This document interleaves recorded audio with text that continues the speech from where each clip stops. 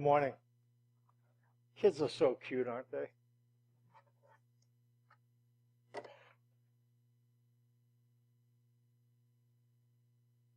Talking about the men who missed Christmas, individuals who were in a position to welcome Christ into the world, but they missed it. For one reason or another, we looked at the king last week, and this week we look at the high priest. The Jewish high priest was the only person on the planet who was welcomed and admitted into the presence of God. Once a year, on the Day of Atonement, the high priest entered the Holy of Holies, into the very place where God himself agreed to dwell for a period of time to meet with a human being.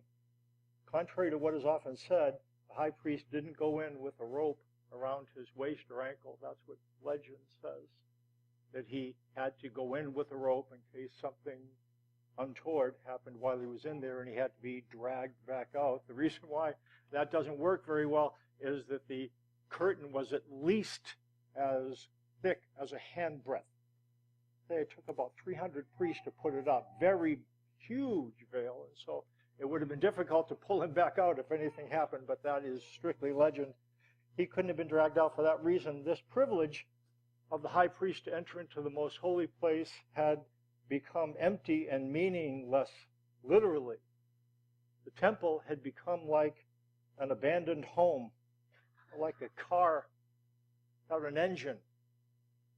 In the 6th century BC, the Ark of the Covenant had been removed from the Jerusalem temple when Israel had been conquered by the Babylonians. In the centuries that followed, then, on the Day of Atonement, the high priest dutifully donned his ceremonial garb and entered into an abandoned place, an empty place. And in that time frame, in the centuries prior to Christ's arrival, the high priest had become not so much a holy man as a political appointee. King Herod, whom we introduced as the first man to miss Christmas, is the one who appointed Joazar ben Boethus, the Jewish high priest, when Jesus was born. And Joazar, the high priest, is the second man to miss Christmas. Let's try to figure out why. Our government is split into Democrats and Republicans. And if you're unaware, these two parties don't line up on how they understand and apply the Constitution. Some of you might be aware of that. Ancient Israel in Jesus' day had Sadducees and Pharisees. These two parties disagreed on how to understand the Old Testament and how to apply the Old Testament rituals. Israel was a theocracy in which God was the governor and religious law was the law of the land. So the Pharisees and Sadducees disagreeing about the Bible, how to understand and apply it, is similar to disagreeing on how to understand and apply the democracy, the Constitution in a democracy. The high priest was a member of the sect of the Sadducees. But again, the other political party was the Pharisees, and they were more powerful at the time. Pharisees and Sadducees initially split because of beliefs. It was said, and here's what the quote was and how they interpreted it: "Be not like the servants who serve their masters for the sake of the wages, but be rather like those who serve without the thought of receiving wages." When the Sadducees applied this, they said, okay, if we're not supposed to think about wages, then the whole idea of an afterlife, of rewards on the other side, don't make much sense. And they believed that rewards like an afterlife or resurrection from the dead were not warranted, made faith too reward-driven. So they didn't believe in that stuff. Since the Sadducees didn't believe in an afterlife, they were sad, you see. Okay. It appears that the Sadducees were part of an aristocracy that lived a fat life at the cost of the nation. Quite unlike the Pharisees, the Sadducees mingled with the rich, collaborated with Roman rulers. They lived in splendor and drank and ate out of golden utensils. But they did that not because necessarily they were arrogant, which they very well could have been, because as they claimed, the Pharisees led a hard life on earth and yet would have nothing in the world to come. And so they figured, well, since there's nothing going to meet us on the far side of the grave, you might as well live it up a little bit now. The Apostle Paul exploited the fact that the Sanhedrin, which was the Jewish ruling body, we have the Congress, House of Representatives, and the executive branch. Back in those days, they had the Sanhedrin, what the 70-person ruling council, composed of both Pharisees who believed in an afterlife and Sadducees who didn't. Paul exploited this on one occasion when he was on trial. Here's what he says. I'll read from Acts 23. Paul, knowing that some of them were Sadducees and the other Pharisees, called out in the Sanhedrin, "My brothers, I am a Pharisee, the son of a Pharisee. I stand on trial because of my hope in the resurrection of the dead." And when he said this, a dispute broke out between the Pharisees and the Sadducees, and the assembly was divided. The Sadducees say that there is no resurrection, that there are neither angels nor spirits, but the Pharisees acknowledge them all. That's what we read in Acts 23. It goes on. There was a great uproar, and some of the teachers of the law who were Pharisees stood up and argued vigorously. "We find nothing wrong with this man." They said, "What if a spirit or an angel has spoken to him?" The dispute became so violent that the commander was afraid Paul would be torn to pieces by them. He ordered the troops to go down and take him away from them by force, bring him into the barracks. The differences between Pharisees and Sadducees led to bitter rivalries that make our political debates look tame. Sadducees introduced changes into the temple ritual that the Pharisees didn't think very kindly of, and it led to bitter strife and what we read, extremely bloody fights and sometimes mass slaughter. That's how difficult these disagreements became. So, how come Joazar missed Christmas? A couple things that we might infer so far. He really wasn't a spiritually devout person. He was more a political appointee. Lived a fairly affluent life, enjoyed his life, tried to be politically astute. He didn't believe in an afterlife, and he was busy living it up on earth. There might be, in fact, there are some other reasons. Let's look at them. There's a sheet in your worship folder, and we're going to read some verses, and we'll try to find out some other reasons why he missed Christmas. Look what it says in Luke chapter 5, verse 36. Jesus is speaking here. Let me read. You might follow along on your sheet. He said, "No one tears a patch from a new garment and sews it on an old one. If he does, he will have torn the new garment, and the patch from the new will not match the old. And no one pours new wine into old wineskins. If he does, the new wine will burst the skins. The wine will run out, and the wineskins will be ruined." New wine must be poured into new wineskins. Point is easy to understand. You put new wine in old skins, it ferments, expands, breaks the skins. So the idea of what the problem is not difficult, but applying it. How does this apply to Jesus? And wineskins. What is the wine and what are the skins? I think when we understand the answer to that question, it'll help us understand a little bit better why the high priest missed Christmas. Look what it says in Hebrews chapter 7. Hebrews chapter 7, 11 through 12. The writer of this letter says, "If perfection could have been attained through the Levitical priesthood," the Levitical priesthood was the priesthood put into place when God gave the covenant to Moses on Mount Sinai. He understood those from the tribe of Levi there to serve as priests. And so it goes, if perfection could have been attained through the Levitical priesthood, For on the basis of it, the law was given to the people. Why was there still need for another priest to come? One in the order of Melchizedek, not in the order of Aaron. And what it's saying is that God put the Levites in charge, but he always planned to put another high priest in charge, one who was not from the tribe of Levi. Jesus was from the tribe of Judah. So what we find, it wasn't God's intention to put that priesthood in place forever.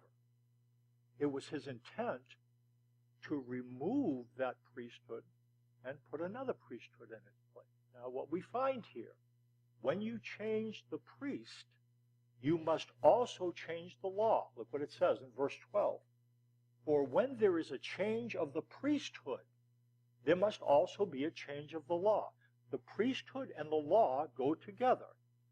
The tribe of Levi and the Levites, they were the priests for the old covenant. So, if you change the priesthood from the Levites to Jesus, you also have to change the law from old covenant law to new covenant law. When there's a change of priesthood, there must be a change of the law. You can't get Jesus as high priest functioning to help us believe and understand the old covenant. That's like putting, well, it's mixing up wine and wineskins, isn't it? And it doesn't do a service to either one of them. The wine is old covenant law. The skins are old covenant priests. When there's a change in the priesthood, there must be a change in the law. Jesus came to be the new high priest. He represents new skins. He came to introduce the new covenant. The new covenant represents new wine. This is why he came. And this is why when we celebrate communion, the night before, we think about what Jesus said the night before he died. When he was talking about, this is my body, and he said, this is the blood of the new covenant. To believe that Jesus represents God, but to believe that God still blesses those who keep the Ten Commandments and curses those who don't, is to fail to put new wine in new skins. Jesus comes to bring a new covenant, unlike the covenant that God made with Moses from Mount Sinai. New priest, new law. That's how it works with God. New wine. Jesus represents new skin. The new covenant represents new wine. What it says in Hebrews chapter 8, verses 6 through 12. But the ministry Jesus has received is as superior to theirs, that which was given to Moses and the Levitical priests. Jesus' ministry is as superior to theirs as the covenant of which he is mediator is superior to the old one and is founded on better promises. For if there had been nothing wrong with that first covenant, no place would have been sought for another. But God found fault with the people. Literally, this says them. And I'm going to call this into question. In the New International Version, it says God found fault with the people. In the original text in Greek, the word is not people. The word is them. God found fault with them. And the writers of this Bible assume that the them means the people. And I think what we're going to find, God didn't find fault with the people. He found fault with the promises. Because the old covenant promises weren't supposed to be eternal. There was going to be a new priest, and the new priest would bring new promises. That's the way it works. New priest, new covenant, new promises. So God found fault with them and said, the time is coming, declares the Lord, when I will make a new covenant with the house of Israel and with the house of Judah. It will not be like the covenant I made with their forefathers when I took them by the hand to lead them out of Egypt, because they did not remain faithful to my covenant, and I turned away from them, declares the Lord. This is the covenant, and then it goes in verse 10 to describe the new covenant. And this is what it says. Look at this. Listen to this. This is the covenant I will make with the house of Israel after that time, declares the Lord. I will put my laws in their minds and write them on their hearts. I will be their God, and they will be my people. No longer will a man teach his neighbor or a man his brother, saying, know the Lord, because they will all know me, from the least of them to the greatest. For I will forgive their wickedness and will remember their sins no more. I included a sheet in here with an article from Base for Grace. I'm just going to read that. This gets tricky. Understanding, Mike, what's all this about? Covenants, Old Covenant, New Covenant, writing? I don't understand. What let's do, I'm going to read this, and you can follow along or just listen, and let's see if this clears up anything. From the Base for Grace, God issued a new covenant. What was wrong with the old one? But the ministry Jesus has received is as superior to theirs, as the covenant of which he is mediator is superior to the old one, and it is found on better promises. For if there had been nothing wrong with that first covenant, no place would have been sought for another. But God found fault with, says the people, but what we really know, the original word literally said, God found fault with them. And we'll figure out what the them was. God found fault with them and said, the time is coming, declares the Lord, when I will make a new covenant with the house of Israel and with the house of Judah. It will not be like the covenant I made with their forefathers when I took them by the hand to lead them out of Egypt, because they did not remain faithful to my covenant, and I turned away from them, declares the Lord. New and improved. In the case of the covenant God made with the world, the description fits. A covenant is a treaty or agreement. Vulnerable nations seeking protection entered into covenants with powerful nations that could protect them. Once ratified, covenant documents detailing the following were given to each party. These are the parts of the covenant. The parties entering into the agreement, the history of the relationship between the parties, the promises or commitments made by the party offering protection. The dominant king was called the suzerain. So the one who is affording protection, these covenants would stipulate the suzerain saying, this is what I will do for you. And the stipulations or commandments accepted by the party seeking protection. The party offering protection was called the suzerain. The party accepting protection was called the vassal. They were the weaker nation. And what they agreed to do. So the suzerain says, okay, you are members of a less powerful kingdom than the one I rule. Okay? So here's what's going to happen. You're concerned about that nation over there. You're concerned that they will attack you. You'll remember that I have, being the suzerain, have protected you before. So here's the deal. I am going to come to your aid when that nation attacks you, and I will defend you. Being the suzerain, these are my commitments to you. Now, what you will do is you will pay me, and these are the stipulations. You will pay me $10,000, well, maybe, probably worth more than that. 20, 30,000, whatever's a year. So, my commitments, I'll protect you. The stipulations are, you're going to pay me for that. Okay? The penalties for not complying with the stipulations of the commandments. The Old Covenant is the covenant established between God and the Israelites from Mount Sinai. The Ten Commandments are the stipulations that the Israelites agreed to honor in exchange for God's protection. The blessings are the rewards for compliance. The curses are the punishments for not compliance. Does that make sense? God makes promises of protection. The Ten Commandments are the stipulations. You will do these things, and I will bless you. You don't do these things, and there will be curses. The Israelites promised to obey the covenant demands. God responded with covenant blessings when they did so, and with covenant curses when they did not. God kept his part of the agreement.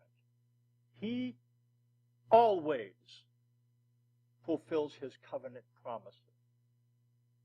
God never makes a covenant promise that he does not fulfill. From the beginning of the Bible to the end, you will find God fulfilling his covenant promises. Because they did not remain faithful to his covenant, God promised to make a new covenant. This covenant would not be like the covenant he made with the children of Israel. It would be superior. It would be founded on better promises. God replaced the old covenant in order to offer a covenant with new improved promises. For if there had been nothing wrong with that first covenant, no place would have been sought for another. But God found fault with the people. In the original language of the Bible, the words "the people" are not found. The Greek text simply says God found fault with them. The New International Version of the Bible translated them as the people. This is not the point. It is not the point. God is not talking about people in the context. He is talking about promises. The passage says that God found fault with the promises, not with the people. This is why he founded the new covenant on better promises. The new covenant is superior because it contains new promises. I will put my law in their minds and will write it on their hearts. In the first covenant, where did God write his promises? On people's hearts? Remember where he wrote it? Tablets of stone. The new covenant, he doesn't write his laws on tablets of stones. He writes it on tablets of human hearts. It's a better promise. It says, I will be their God and they will be my people. God promises to ensure responsiveness to his will by inscribing his demands on his children's hearts rather than on tablets of stone. He promises that the new covenant would establish a bond that could not be broken. The new covenant is superior because it contains no curses. I will forgive their wickedness and will remember their sins no more. I want to tell you what there's a word here. I want to tell you what the word is. You're going to go out understanding one Greek word. Here it is. Say it after me. Helios. This literally says, I will be Helios to their unrighteousnesses. I will be Helios to their... What does Helios mean? What he's promising, when they are unrighteous, I will be Helios. So here's the new covenant. When we are unrighteous, God will be Helios. You want to understand what Helios means? You know what Helios is like? It means to be cheerful, gracious, favorable, and benevolent. That's what it says. Cheerful, gracious, favorable, benevolent. Something like Santa Claus. What God promises as part of the new covenant, I will be cheerful, gracious, favorable, and benevolent when they are unrighteous. That's a little bit stronger than I will forgive their sins, isn't it? I will be non-reactive to their unrighteousness. And here's what God is saying. Again, this is difficult to believe, but it's what the new covenant says. Let's imagine I'm God. And I'm cheerful, gracious, favorable, and benevolent. And you do that thing that you do when you're alone, when no one's around. The thing you're ashamed of. And you look up at what God's saying, you look at his face, and his face is unchanged. Even when you did that thing, you've been told that God goes,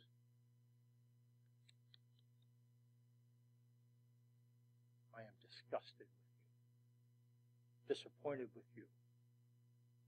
You know the problem with thinking like that? The wrong wine. Wrong wine.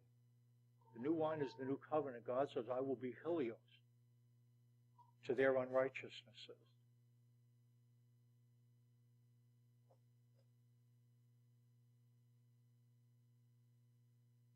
What if you believe that?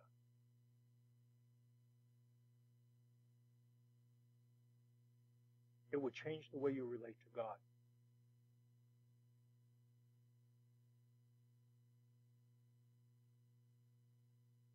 You would want a relationship with him. you would actually start to feel warm when you thought about him. You might actually find yourself loving him. Wouldn't that be something? God promises that wickedness and sins will no longer bring punishment and curses. God promises to remember their sins no more. He is not talking about divine amnesia. Let me see, what was that you did again? I'm trying to think about it. Yeah, remind me. That's not what it's saying. But God is assuring us that sin will not prompt him to impose covenant curses. Children of God need not fear God's retribution and judgment. Curses are not included in the new covenant. It really is true. You will not find curses in the new covenant. In fact, you won't find ifs in the new covenant. You will find God saying, I will, I will, I will. There's no if. There's no conditions. And you say, well, Mike, what are we supposed to do? You know what we're supposed to do with this? We're supposed to believe it. We're supposed to believe it. And when we believe it, you know what it does? It changes our heart. It's the way it's supposed to work. New wine, new skins, new deal, new relationship. We mix it up. We think that God's probably half old covenant and half new, and when we mix it up, what do we end up doing? What do you do if you mix it up? You know what that's doing? Putting new wine in old skins, and it messes up both of them. It ends up spilling out all over the place. Jesus is a new priest. He inaugurates a new covenant. Let's keep the new in the new. Goes on. It can be confusing to read the Bible. God seems to change. In the first half of the Bible, he is harsh and punitive. In the second half, Jesus reveals God to be gentle and fatherly. I want you to listen carefully. If you get anything out of this morning, this is it. Remember one thing out of this morning. Naturally, you remember how cute those kids were. Little sheepy ears and stuff like that. Mike Gaudette comment was a little bit out of control, but you get Lauritsen to pull that one off. I want you to remember this.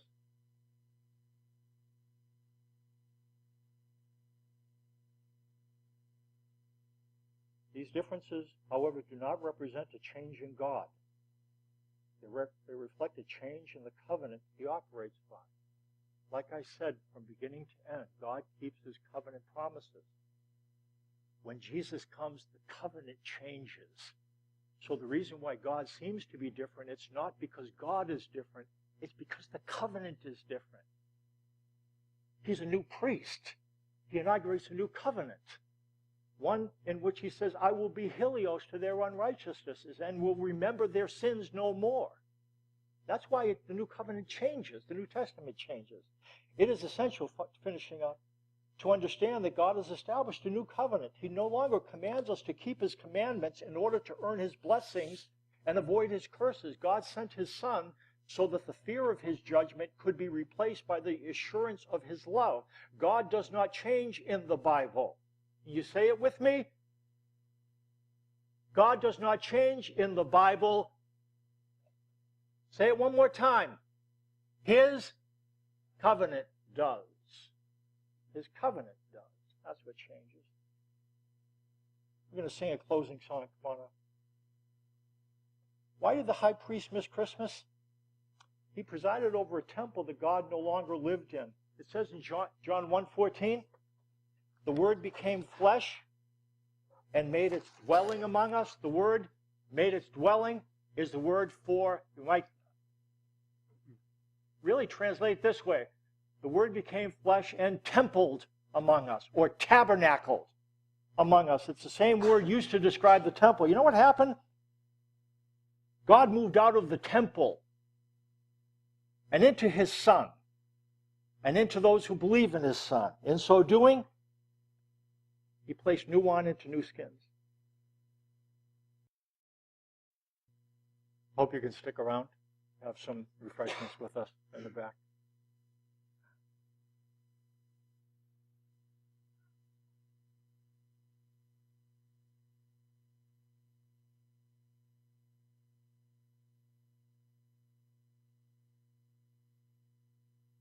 I ask you to give us eyes to see the character of the new skins, you, Jesus, and the new wine that you came to bring into being. You help us to understand new covenant commitments, promises that you make. Help us to believe them so that we would become like you, Jesus, in whose name we pray.